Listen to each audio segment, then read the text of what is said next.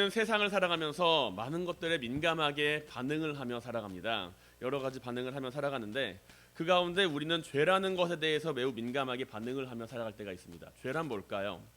단지 예수 그리스도를 믿는 기독교인이 아니라 하더라도 우리는 모든 사람들은 공통적으로 죄에 대하여 일반적으로서 하나의 시각은 가지고 있습니다. 죄를 짓는 것은 옳은가요? 옳지 않은가요? 옳지 않다라는 것이죠. 이것은 도둑질은 옳은가 옳지 않은가, 타인을 때리는 것은 옳은가 옳지 않은가, 모든 이들은 다 이것에 대하여 옳지 않다라고 이야기를 할 겁니다. 타인을 때리는 것은 잘못이다라고요. 단지 믿음이라는 것을 가지고 살아가기 때문에 우리가 죄를 죄로 고백하는 것이 아니라 이 세상 사람들도 역시 죄에 대하여 그들 나름대로 생각을 하며 살아간다라는 것입니다. 우리는 아이들에게 친구와 사이좋게 지내고 싸우지 말라고 가르칩니다. 아이들에게 너는 나가서 친구랑 싸워 이렇게 가르치는 부모님은 없으시죠. 친구를 괴롭혀 이렇게 가르치는 부모님도 없을 겁니다. 친구를 따돌리고 그를 왕따시켜 이렇게 가르치는 부모님도 없겠죠. 그것은 믿음 이전에 우리가 그들에게 하는 이야기입니다. 우리가 믿음을 가지고 있기 이전에도, 믿음이 있기 이전에도 우리는 죄라는 것에 대해서 늘 목도하며 살아간다는 것이죠. 타인을 때리는 것은 옳지 않다, 타인을 괴롭히는 것은 옳지 않다라는 것에 대해서 우리는 늘 생각하며 살아간다는 이야기입니다. 믿음이 있기 때문에 하는 행동과 믿음이 있지 않아도 하는 행동, 그 두 가지의 차이가 있을까요? 죄를 바라보는 가운데 우리가 이 세상을 살아가면서 죄를 짓지 않고 살아가야 된다라고 이야기를 할 때 우리가 이야기를 하는 죄와 세상 사람들이 이야기를 하는 죄와 어떤 차이가 있을까요? 아마 수요 말씀 서원에 나와서 말씀을 듣고 그리고 나름 교회에 좀 열심히 다니신 분들이라고 한다면 죄라고 하는 것은 하나님을 떠나 살아가는 것이 죄입니다 라고 이야기를 하실 겁니다. 하나님을 떠나 살아가는 것이 죄인이기 때문에 우리는 하나님을 떠나서 살면 안 됩니다 라고 이야기를 하실 분들이 많이 있다라는 것이죠. 많은 목사님들도 이렇게 설교를 하고 그리고 우리도 그렇게 알고 있습니다. 그런데 우리가 여기에서 조금 더 앞으로 나아가서 우리가 바라보는 죄에 대하여 함께 생각을 해보아야 할 필요가 있다라는 것이죠. 하나님을 떠나 잘못을 저지른 사람 혹은 세상에서 이런저런 일을 하면서 이롭지 못한 일을 하는 사람, 그런 사람을 바라보면서 우리는 죄를 바라보며 무엇을 떠올리냐라는 이야기입니다. 지난 시간에 우리는 함께 죄라고 하는 것을 바라보면서 죄를 짓는 사람을 바라보며 우리는 우리 자신의 의로움을 떠올린다라는 것을 생각해 보았습니다. 그리고 우리는 누구나 다 의로운 사람이 아니다. 그럼에도 불구하고 하나님은 우리를 사랑하신다라는 것을 이야기를 했었죠. 믿음을 가진 자들이 의로운 사람이 아님을 고백하지만 그러나 이 믿음의 고백 역시 우리가 가지고 있는 죄라고 하는 것을 바라보는 시각에 있어서 세상 사람들과는 그다지 크게 다르지 않은 모습을 가지고 살아간다는 이야기입니다. 쉽게 말해서 믿음이 있는 사람과 믿음이 없는 사람 둘 다 죄에 대해서 이야기를 한다면 동일하게 반응을 한다는 것이죠. 우리는 길 가는 사람 붙잡고 이야기를 합니다. 당신은 죄인입니다 라고 이야기를 하면 그 사람들은 어떻게 반응을 할까요? 이 사람 미친 거 아니야? 너 뭔데 갑자기 나한테 죄인이라고 그래? 너 이상한 사람이구나 이렇게 이야기할 수 있습니다. 아닙니다. 아니면 이렇게 대답을 할 수 있겠죠. 하지만 이것은 죄인이라고 하는 단어가 너무나도 무겁고 거북하게 다가왔기 때문에 일어나는 모습일 겁니다. 질문을 조금 바꿔볼까요? 당신은 하늘을 우러러서 한 점 부끄러움도 없는 삶을 살아왔습니까? 라고 질문을 순화해서 물어본다면 길을 가는 사람들은 그 대답에 대해서 아니요, 나는 하늘을 우러러 한 점 부끄러움도 없는 삶을 살지는 않았습니다. 나는 분명히 잘못된 일을 했습니다. 라는 것을 알고 있기 때문에 누구나 다 나는 그런 사람이 아닙니다. 라고 이야기를 할 겁니다. 혹은 태어나서 지금까지 한 번도 잘못을 저진 적이 없으니까? 라고 질문을 묻는다면 아닙니다. 나는 태어나서 죄라고 하는 것 많이 짓고 살아갑니다. 라고 이야기를 한다는 것이죠. 만약에 그런 사람이 있습니까? 라고 묻는다면 에이 세상에 그런 사람이 어디 있나요? 라고 오히려 우리에게 반문할지도 모릅니다. 죄인, 죄라고 하는 단어는 매우 강렬하게 들리기에 그 단어를 듣는 사람들의 입장에서는 거북한 마음이 들게 되기는 마련이지만 이 단어의 뉘앙스를 듣기 편하게 말하고 그 내용을 묻게 된다면 죄라고 하는 것에 대해서도 믿지 않는 사람들도 나는 죄인이다 라는 사실을 기억하고 있다는 것이죠. 나는 언제나 의롭게 살아가지 않는다라는 사실 정도는 다들 파악하고 이 세상을 살아간다라는 이야기입니다. 때로는 타인을 향하여 불의를 행하기도 했고 남들이 모르는 은밀한 잘못을 저지른 적도 있기 때문에 그렇기 때문에 모든 사람들은 나는 의로운 사람이 아닙니다 라는 것을 은연중에 가지고 살아간다는 것이죠. 그렇다면 믿음을 가지고 살아가는 사람과 믿음을 가지고 살아가지 않는 사람들 모두가 다 죄에 대하여 동일하게 나는 의롭지 않은 사람입니다 라고 이야기를 한다면, 그렇다면 예수 그리스도를 믿는 사람과 그렇지 않는 사람이 바라보는 죄의 시각에 대해서는 어떠한 차이점을 가지고 살아갈 수가 있을까요? 두 부류의 사람들 사이에서는 분명히 차이점이 존재합니다.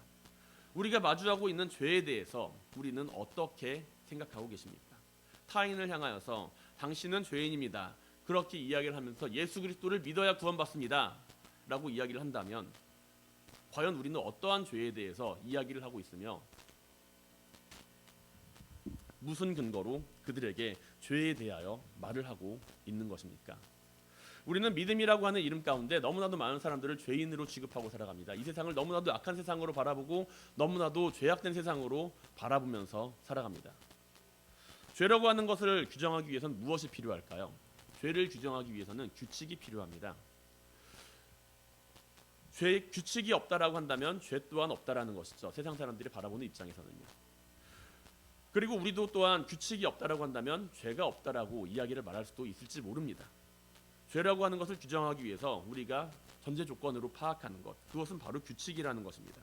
우리는 수많은 규칙과 규범 속에서 살아갑니다. 그리고 그 규칙을 지키는 것을 옳은 일, 올바른 일로 여긴다라는 것이죠. 규칙을 지키는 것으로 그 사회에 순응하면서 살아갑니다. 규칙을 어기는 것은 죄이며 잘못이라고 이야기를 합니다. 그리고 이러한 규칙 속에서 익숙한 모습을 가지고 살아가며 우리들은 우리들 자신대로의 규칙을 만들어냅니다. 그 규칙을 어긴 사람은 잘못을 저지른 것이며 죄인이 됩니다. 한번 생각해 보세요. 각 집안에 규칙이 있나요, 없나요? 집안에 규칙이 다 있습니다. 우리 집에선 이것을 꼭 해야 돼, 아니면 우리 집에선 이것을 꼭 하면 안 돼. 그러한 규칙들이 다 있습니다. 그것을 지키지 않으면 우리는 우리의 자녀들에게 어떻게 이야기를 하죠? 너 왜 그랬니? 이야기를 하면서 그 아이가 큰 잘못을 저지른 것처럼 이야기를 합니다. 단지 그 아이가 친구들과 싸우지 않더라도 단지 내가 정한 집안에서의 규칙을 어겼을 때 우리는 그 아이들이 마치 잘못을 저지른 것처럼 이야기를 할 때가 있다라는 것이죠. 저도 물론 그렇습니다. 저도 그렇게 이야기를 하면서 아이들에게 이것은 꼭 지켜야 한다라고 이야기를 합니다. 규칙은 지키는 것이 필요합니다. 규칙을 어긴 사람은 잘못을 저지른 것이 되며, 그러나 우리 사회에서 규칙을 지키지 않은 사람은 나에게 있어서 그 사람은 잘못된 사람이 되고 죄인으로 구성이 됩니다. 그 사회의 규칙을 어긴 사람은 죄인으로서 취급을 받아 심판을 받게 됩니다.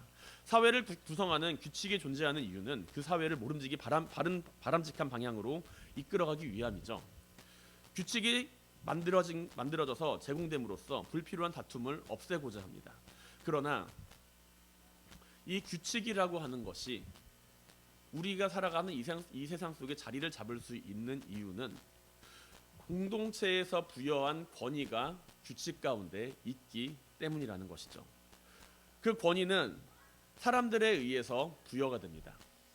우리가 이야기하는 규칙들, 우리가 이야기하는 그 법이라고 하는 것들, 그런 것들은 다 그 공동체의 구성원들이 그 규칙에 대하여 권위를 부여하고 그 권위가 손상을 입게 되면은 그 공동체 안에서 그 사람을 일탈시키게 만든다라는 것이죠. 우리는 규칙에 대해서 매우 절대적으로 생각을 합니다. 그러나 규칙은 공동체가 존재하기 때문에 가지게 되는 것이며, 그 공동체가 존재하지 않는다라고 한다면 규칙 또한 필요가 없어진다라는 이야기이죠. 예전에 얼음땡이나 술래잡기라고 하는 노래를 해본 적이 있을 겁니다. 해보신 적 없으세요? 얼음땡 한 번도 안 해보셨어요? 술래잡기 한 번도 안 해보셨어요? 그렇다면 고무줄놀이 해보셨죠? 그런 게임을 하다 보면은 규칙이라는 것이 존재합니다. 그 규칙은 어떻게 생기게 되나요? 아이들이 모이게 되면은 규칙이 생깁니다. 술래잡기에서 술래가 되고 술래를 피해서 도망다니는 아이들. 근데 그 규칙이 지역마다 다 달라요. 어디에서는 술래는 한 발로 뛰어야 되고요. 어디서는 술래는 눈을 가리고 잡아야 됩니다. 어디에서는 놀이터 아래로 내려갈 수는 없고요. 어디에서는 놀이터 위에서만 술래가 이동할 수가 있어요. 아이들이 노는 방식에 따라서 그 모든 규칙들이 다 달라집니다. 그러나 그 순간만큼은, 그 놀이의 그 순간만큼은 그 규칙은 절대적이라는 것이죠. 그런 규칙을 바라보면서 어른들은 참 재밌게 논다 이렇게 바라봅니다. 어떤 때는 술래가 한 명이었다가 갑자기 두 명이 되기도 하고, 어떤 때는 얼음을 외친 사람에게 다가가서 땡을 하는 것이 아니라 원격 땡 하면서 그 사람을 풀어주기도 해요. 그런데 그 규칙을 어기면, 정말로 갑자기 급조된 규칙인데 그 규칙을 어기면 그 놀이에 끼워주지를 않습니다. 반대로 다른 사람들이 동의하는 규칙이 있다면 그 규칙은 놀이에서 성립이 됩니다. 제일 큰 형이나 누나 혹은 놀이에서 그 놀이에 대해서 가장 잘 알고 있는 사람이 규칙을 말하면 그 규칙이 정해지곤 합니다. 규칙은 때에 따라 변하고 자신들이 좋다고 생각되는 방향으로 발전되기 마련이죠. 오늘 본문을 보게 되면 이 규칙을 어긴 사람이 등장합니다. 가늠한 여인이죠. 이 가늠한 여인은 사람들 앞에서 율법을 어긴 것을 두고서 심판을 받게 됩니다. 오늘날에도 그렇지만 간음이라고 하는 것은 그 당시에 아주 중요한 죄로 취급을 받았죠. 바리새인들과 서기관들은 율법을 어긴 여인을 두고서 주님께서 이 여인을 어떻게 할지 판단해 달라고 이야기를 합니다. 율법을 어긴 것을 두고서 용서한다라고 말하면 율법을 지키지 않는 자가 되고, 율법을 지켜서 돌로 치라고 말한다면 주님께서 그동안 이야기했던 사랑과 자비에 대해서는 그 말씀을 지키지 않는 사람이 되기 때문에 어떤 대답을 하든 주님께서는 손해를 볼 수밖에 없는 입장이었습니다. 그러나 주님께서는 이러한 생각을 하는 바리새인들과 모인 무리들을 향하여 너희 중에 죄 없는 자가 이 여인을 돌로 치라 이렇게 이야기합니다. 우리는 이 말씀을 듣는 가운데 주님께서 참으로 탁월한 말씀으로 사람들에게 진리를 선포하셨구나, 사람들에게 이야기를 하시는구나 이렇게 말씀을 바라봅니다. 우리 가운데 죄가 없는 사람이 아무도 없는데, 그렇다면 이 여인을 돌로 치라고 하는 사람은, 돌로 칠 수 있는 사람은 아무도 없는 것이 당연한 이야기구나 라고 우리는 생각을 하고 받아들인다는 것이죠. 그러나 주님께서 이렇게 말씀하신 것은 단순히 사람들의 죄를 들추어내서 너희들 자신의 죄를 되돌아보라 라는 식으로의 이야기를 하시기 이전에 너희가 어떤 규칙을 가지고 움직이고 있는지를 바라보라 라는 것을 언지를 주고 계시다라는 이야기입니다. 주님께서는 그들이 어떠한 규칙을 가지고 움직이는지를 생각해 보기를 원하셨습니다. 그렇기에 그들은 주님께서 죄 없는 자가 돌로 치라 라고 사람들에게 말씀했을 때 성경은 주님의 말씀에 대하여 이들이 양심의 가책을 느꼈다 라고 이야기를 합니다.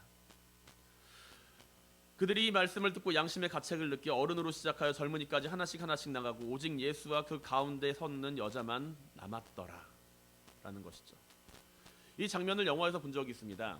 이 장면을 이제 기독교 영화 같은 데서 종종 등장하는 장면이기도 한데, 이 장면을 보게 되면은 장면을 보면서 제가 인상 깊게 남았던 장면이 가운데 하나입니다.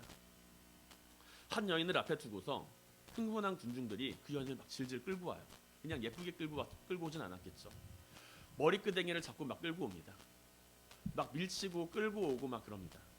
이미 주님 앞에 무릎 꿇고 섰을 때는 온몸이 다 만신창이가 됐어요. 질질질 끌려오면서 이리 밀치고 저리 밀치면서 사람들에게 조리돌림 당하면서 끌려온 여인입니다. 자신이 한 잘못이 있기 때문에 이 여인은 아무 말도 하지 못하고 있었습니다. 자신이 간음이라고 한 행동을 한 것은 사실이었기 때문이죠. 그리고 바리새인들과 서기관들은 대표해서 주님께 말합니다. 그리고 주님께서 하신 말씀을 듣고서 흥분한 군중들은 이내 자신의 손에 들고 있던 돌멩이를 땅에 내려놓고 돌아갑니다. 이것이 가능한 일이라고 생각을 하십니까? 율법에 의하면 간음한 여인을 돌로 치는 것은 맞는 행동입니다.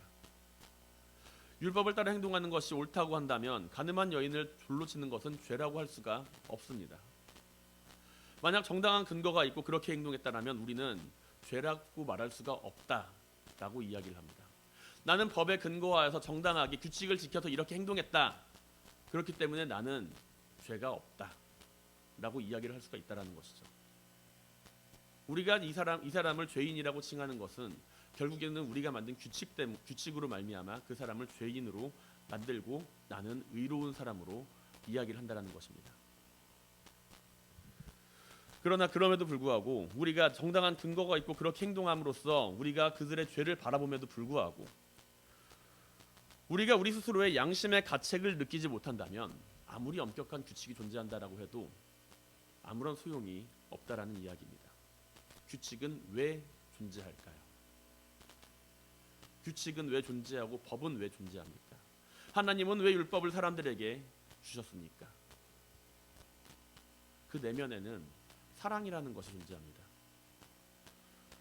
규칙을 지키지 못했기 때문에 양심의 가책을 느끼는 것이 아니라 우리는 사랑하지 못하기 때문에 양심의 가책을 느끼며 살아간다는 이야기죠. 내가 법을 어겼기 때문에 양심의 가책을 느끼는 것이 아니라 내가 법을 어김으로 말미암아 타인을 사랑하지 못하게 되기 때문에 양심의 가책을 느끼게 된다는 이야기입니다. 넘어진 이를 일으켜 세우지 못함에 우리는 양심의 가책을 느끼죠. 길 가다가 넘어진 사람을 일으켜 세워주는 것을 예전부터는 그렇게 배워왔습니다. 길 가다가 넘어진 사람이 있으면 일으켜 세워줘서 도와줘라, 그렇게 배웠습니다. 그런데 우리가 그렇게 행동하지 않고 그 사람을 무시하고 지나갈 때 우리는 우리 마음속에 양심의 가책을 느낄 때가 있습니다. 그 이유는 내가 그를 사랑하지 못했기 때문이죠. 누군가의 물건을 도둑질함으로써 내가 양심의 가책을 느끼는 이유는 그 일로 말미암아 피해를 입을 사람을 내가 바라보게 되기 때문입니다. 내가 그를 사랑하지 못하고 오히려 그에게 피해를 입히게 되기 때문에 우리는 양심의 가책을 느끼게 된다는 것입니다. 불의를 보고 침묵하는 가운데 양심의 가책을 받는 것은 억울한 일을 향하여서 내가 그보다 내 자신을 더욱 사랑하기 때문에 우리는 양심의 가책을 받게 됩니다. 죄를 지으면서 우리는 양심의 가책을 느끼게 됩니다. 죄를 지은 사람을 바라보면서 또한 우리는 우리 자신의 양심의 가책을 느끼게 됩니다. 내가 그 사람이 지은 죄를 바라보며 우리가 그 사람의 죄를 바라보며 내 자신이 의롭다함을 느끼지 못한다라고 한다면, 내가 만들어 놓은 그 규칙 안에서 그 사람을 죄인으로 정죄하지 않는다라고 한다면 우리는 그 사람의 죄를 바라보면서 연민을 느끼고 내가 그 사람 앞에서 양심의 가책을 함께 가지고 이 세상을 살아가게 된다는 것이죠. 하나님은 이스라엘 백성들에게 율법을 허락하십니다. 하나님이 율법을 이스라엘 백성들에게 허락하신 이유는 이스라엘 백성들의 관계에서 하나님을 사랑하고 이웃을 사랑하는 방법을 알게 하시기 위함이었습니다. 자신은 규칙을 잘 지키면서 행동한다라고 하는 것, 그것은 무엇을 우리 가운데 이야기하고 의미하고 있습니까? 나는 이 세상을 살아가면서 규칙은 잘 지키고 살아갑니다. 법은 잘 지키고 살아갑니다. 하나님을 떠나 살아가지도 않습니다. 나는 죄인이지만 하나님을 믿으며 살아갑니다 라고 하는 그 말 안에서 우리는 우리가 만들어 놓은 규칙으로 말미암아 우리 자신을 의로운 사람으로 되새김질하고 있지는 않나요? 오늘 본문에 등장하는 그 무리들은 이 여인을 돌로 치기 위하여 찾아옵니다. 바리새인들과 서기관들을 비롯하여서 이들은 이 여인, 죄를 지은 여인을 향하여서 돌로 치기 위하여 찾아옵니다. 그리고 말 한마디면 이제 돌로 다 칠 준비를 했어요. 근데 이것은 반대로 말하면 내가 규칙을 바라보고 규칙을 잘 지키고 있는데 쟤는 규칙을 지키지 않아. 그러니까 저 친구는 벌을 받아야 돼 라고 하는 그 마음은, 그것은 내가 규칙을 지키면서 손해보기는 싫다라는 것을 의미하는 이야기입니다. 그 안에는 사랑이 없죠. 그러한 규칙 안에는 사랑이 없습니다. 우리는 무엇을 위해 이 세상을 살아가고 무엇을 위해 규칙을 지키고 무엇을 위해 율법을 지키고 무엇을 위해 말씀을 따르며 살아가고 있나요? 내가 내 규칙을 바라보고 내 규칙을 잘 지키는 것을 손해라고 여길 때 우리는 분노하게 됩니다. 저 사람은 규칙도 지키지 않고 저렇게 잘 사는데 나는 규칙을 잘 지키고 살아가는데 난 왜 이렇게 살아가야 돼? 이러한 마음을 가지게 될 때 우리는 이 사회에 분노하게 되고 이 사회에 부정적인 시각으로서 바라보게 되는 모습을 가지고 살아갑니다.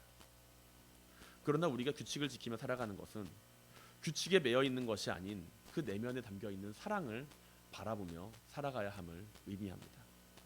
사도 바울은 이러한 모습에 대하여 로마서 2장 23절과 24절에서 다음과 같이 이야기를 합니다. 율법을 자랑하는 내가 율법을 범함으로 하나님을 욕되게 하느냐? 기록된 바와 같이 하나님의 이름이 너희 때문에 이방인 중에서 모독을 받는도다 라고요.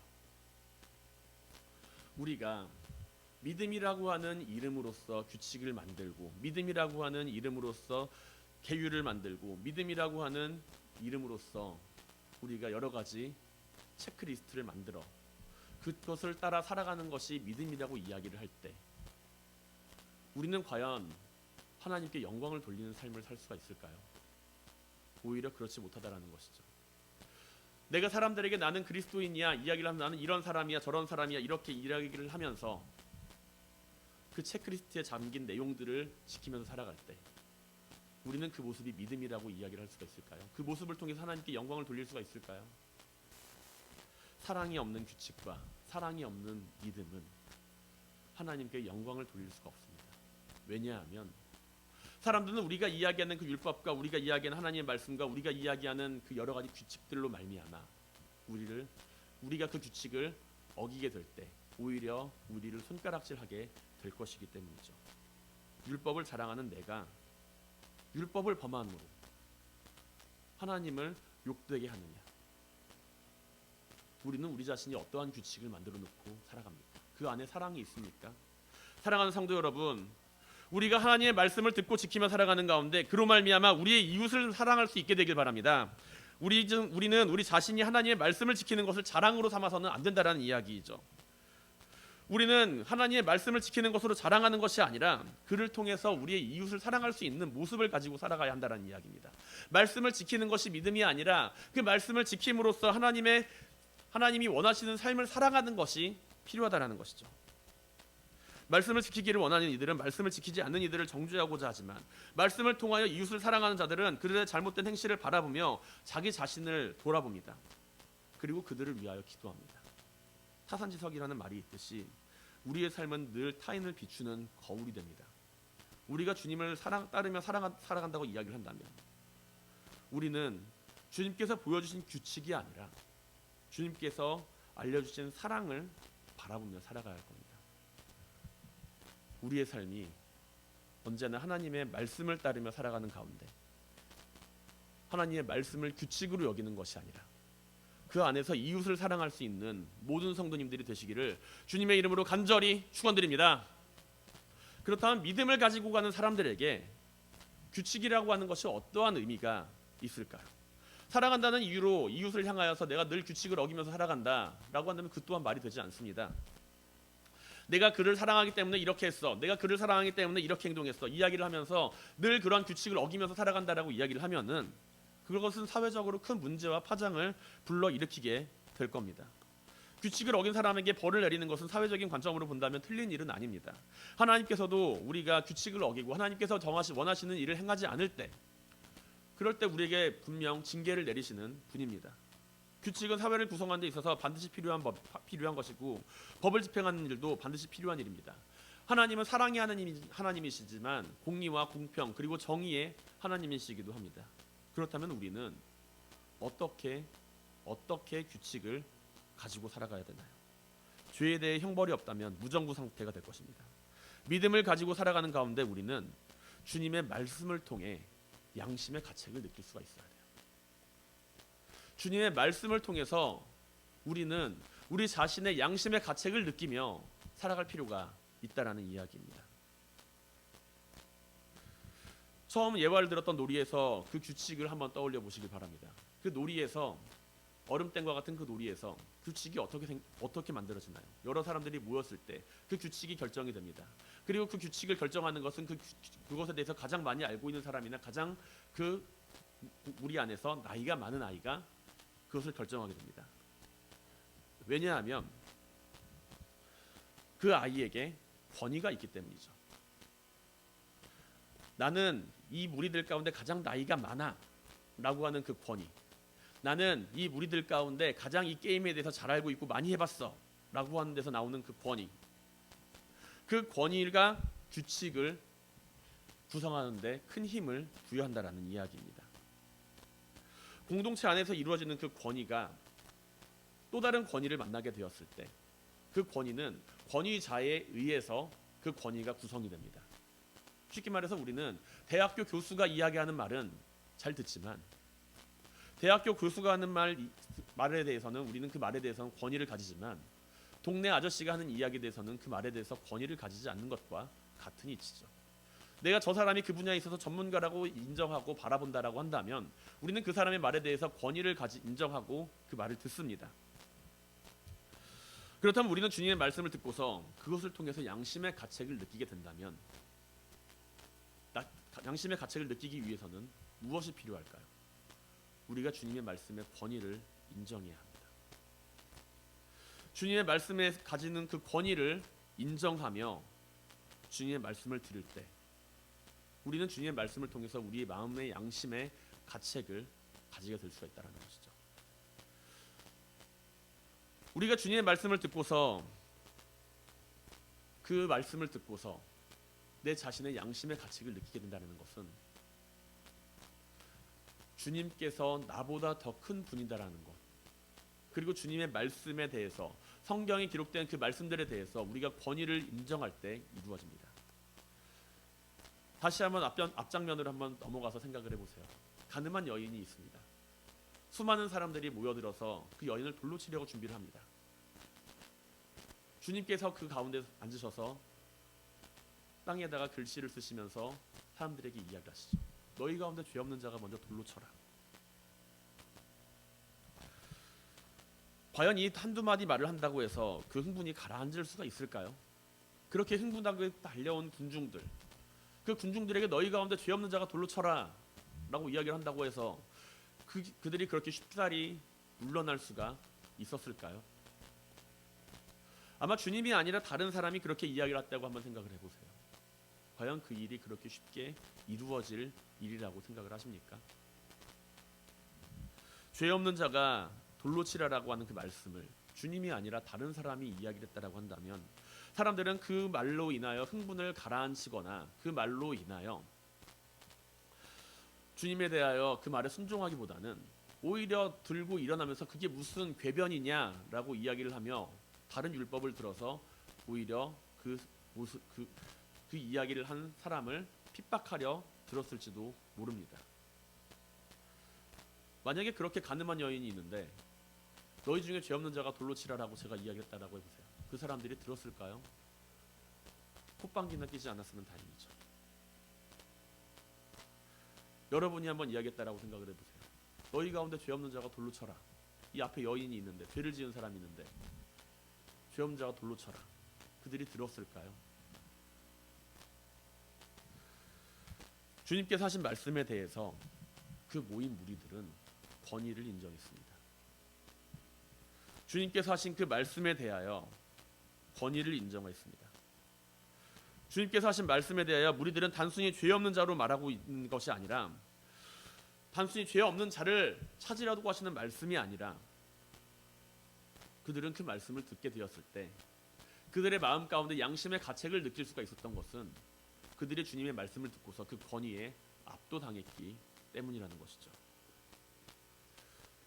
주님께서 이러한 말씀을 하실 수 있었던 것은 주님께서 말씀의 권위를 가지고 계셨기 때문입니다. 그리고 이 말씀의 권위로서 사람들을 공포와 두려움으로 굴복시킨 것이 아니라 진리와 사랑으로서 그들에게 말씀을 전하였기 때문에 이들은 주님의 말씀 가운데 어쩔 수 없이 굴복하게 되었던 것이죠. 주님은 하나님의 말씀을 권위로 삼아서 모인 이들을 협박하거나 겁박하거나 하지 않으시고 그들에게 하나님의 진리를 선포하십니다. 하나님의 진리의 말씀이 선포될 때 그 말씀 안에 담긴 권위가 함께 선포되었다는 것이죠. 우리가 주님의 말씀 가운데 양심의 가책을 느끼고 살아가며 이 세상의 규칙을 바라보게 된다면 우리는 우리가 바라보는 세상의 규칙보다 더 큰 하나님의 법을 바라보며 살아가게 됩니다. 사랑이라고 하는 법이죠. 우리가 하나님의 말씀을 듣고서 내 마음속에 양심의 가책을 느끼게 된다면 우리는 내가 그동안 얼마나 내 자신만을 위하여 살아왔는지, 내가 얼마나 타인을 사랑하지 못하며 살아왔는지, 하나님 앞에서 내가 얼마나 부족하고 연약한 존재인지를 바라보게 됩니다. 주님의 말씀의 권위를 인정하게 될 때 말이죠. 사랑하는 성도 여러분, 우리가 주님의 말씀 앞에서 그 말씀을 듣고서 권위를 인정하고 진리를 바로 보게 되길 바랍니다. 우리는 우리가 마음 내키는 대로 살아가는 인생이 아니에요. 우리가 마음 내키는 대로 내가 사랑하는 사람에겐 이렇게 대하고 내가 사랑하는 사람에겐 저렇게 대하고 그렇게 살아가는 인생이 아닙니다. 우리에게 분명한 규칙이 있어요. 그 규칙은 사랑의 규칙입니다. 이웃을 사랑한다는 핑계로 삼아서 마음대로 살아가는 것이 아니라 그 말씀 안에서 하나님이 원하시는 삶을 살아가는 것이 우리의 삶의 모티브이자 방향입니다. 사도 바울은 고린도전서 10장 23절과 24절에서 다음과 같이 고린도 교회 성도들에게 전합니다. 모든 것이 가하나 모든 것이 유익한 것이 아니요 모든 것이 가하나 모든 것이 덕을 세우는 것이 아니니 누구든지 자기의 유익을 구하지 말고 남의 유익을 구하라. 우리의 삶이 하나님의 말씀 안에서 이웃을 사랑하게 되길 바랍니다. 내 마음대로 이웃을 사랑하는 게 아니에요. 내 마음대로 내 이웃을 사랑하라는 게 아니에요. 하나님의 말씀 안에서 이웃을 사랑하라는 이야기입니다. 말씀은 규칙이 아니라 사랑입니다. 주님께서는 마태복음 5장 17절에서 말씀하십니다. 내가 율법이나 선지자를 폐하러 온 줄로 생각하지 마라. 폐하러 온 것이 아니요 완전하게 하려 함이라.